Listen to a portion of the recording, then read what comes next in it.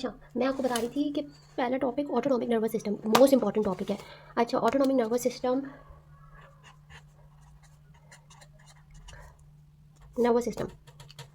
ना दो डिवीजन्स होती हैं। ये मार्कर ही नहीं काम कर रहे हैं। अच्छा, इसके दो डिवीजन्स होते हैं। कौन से? एक पेरिफेरल नर्वस सिस्टम, दूसरा हमारे पास सेंट्रल नर्वस सिस्टम। अच्छा, सेंट्रल नर्वस सिस्टम तो बाद में डिस्कस करेंगे क्योंकि एक अलग से इसका टॉपिक है, लेकिन मैं आपको बता दूं कि सेंट्रल नर्वस सिस्टम दो डिवीजन होती हैं इसकी भी, ब्रेन और दूसरा स्पाइनल कॉर्ड। अच्छा, पेरिफेरल नर्वस सिस्टम, इसकी दो डिवीजन्स होती हैं, एफरेंट और दूसरी ईफरेंट। ठीक है, एफरेंट कौन सी होती है? एफरेंट डिवीजन जो होती है ना वो सेंसरी डिवीजन होती है, सेंसरी। और ईफरेंट कौन सी होती है? वो मोटर डिवीजन होती है। मैं आपको ऐसे समझा देती हूँ कि जैसे ये बना हुआ है, ठीक है। अब ये जो ये सी एन एस बना हुआ है, ठीक है। सी एन एस से जो यहाँ बाहर की तरफ जा रही है ना, लीव जो कर रही है ना, वो ईफरेंट डिवीजन कहलाएगी। ईफरेंट डिवीजन क्यों कराएगी? कि ये इन्फॉर्मेशन जो है ना वो सी एन एस से लेकर पेरिफेरल टिश्यूज़ तक पहुँचाती है। और जो एंटर वाली है वो क्या एफरेंट कहलाएगी। ये पेरिफेरल टिश्यूज से इन्फॉर्मेशन लेकर सी एन एस तक पहुँचाती है, ठीक है। इन दोनों का तो ये काम हो गया, सेंसरी और मोटर डिवीजन। ये जो है ना हमारा पेरिफेरल नर्वस सिस्टम है जो कि कोऑर्डिनेट करता है सी एन एस और पेरिफेरल टिश्यूज़ के साथ, ठीक है। इसे हम पेरिफेरल नर्वस सिस्टम कहते हैं। अच्छा, अब हम पढ़ते हैं ईफ्रेंट। ईफ्रेंट को डिस्कस करते हैं। ईफ्रेंट की भी दो डिवीजन है। अच्छा, ईफ्रेंट की भी दो डिवीजन है, एक सोमैटिक हमारे पास हो गई और एक दूसरी हो गई है A N S, autonomic nervous system. Somatic कौन सी होती है? ये वॉलेंट्री डिवीजन होती है, ठीक है। वॉलेंट्री न्यूरॉन्स होते हैं, ऑटोमेटिक ऑटोमेटिक जो मूवमेंट्स वगैरह होती हैं। सोमैटिक में हमें सोमैटिक वो होती है, वॉलेंट्री होती है, ठीक है।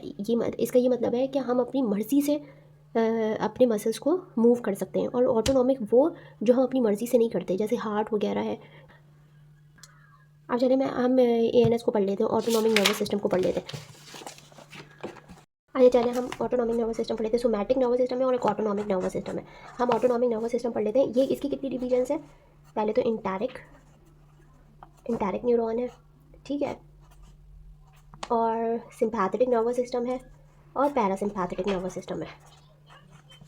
अब इसमें तो बहुत सारी न्यूरॉन्स होती है दोनों में, सिम्पैथेटिक और पैरासिम्पैथेटिक में, दोनों में बहुत सारी न्यूरॉन्स होती हैं, ठीक है।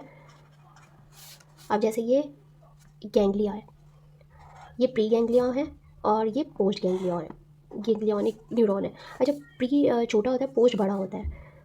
अच्छा, सेल बॉडी जो अटैच होती है ना प्री गैंग्लियोनिक की, तो वो किससे अटैच होती है? किसके अंदर से निकलती है? स्पाइनल कॉर्ड के अंदर से सेल बॉडी। ये स्पाइनल कॉर्ड की सेल बॉडी है और इसके अंदर से क्या निकल रहा है? प्री गैंग्लियोनिक न्यूरॉन और ये पोस्ट गैंग्लियोनिक न्यूरॉन।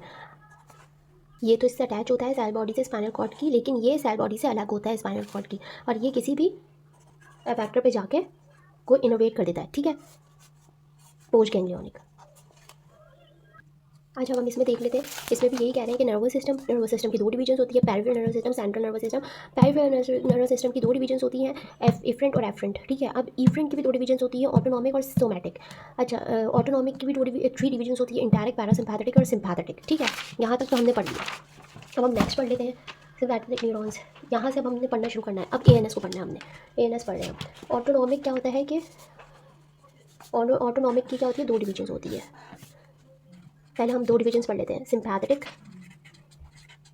और पैरासिम्पैथेटिक, ठीक है। सिम्पैथेटिक में क्या होता है कि ये जब एक्टिव होती है जब फाइट और फ्लाइट हो या ट्रॉमा कंडीशन में हो, ठीक है।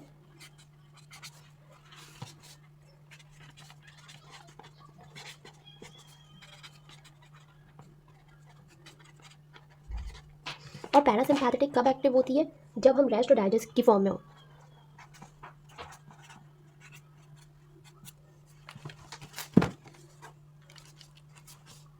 अब मैं आपको बताती हूँ कि सिम्पैथेटिक कहाँ पे होती है। सिम्पैथेटिक होती है थॉरेसिक लंबर रीजन में, थॉरेसिक लंबर रीजन में, ठीक है।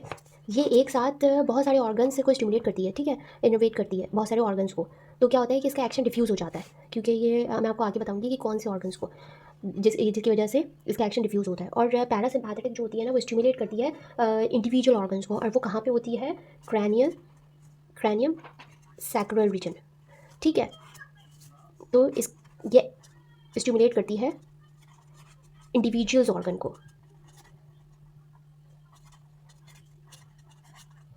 ठीक है। इनके फंक्शन पढ़ लेते हैं।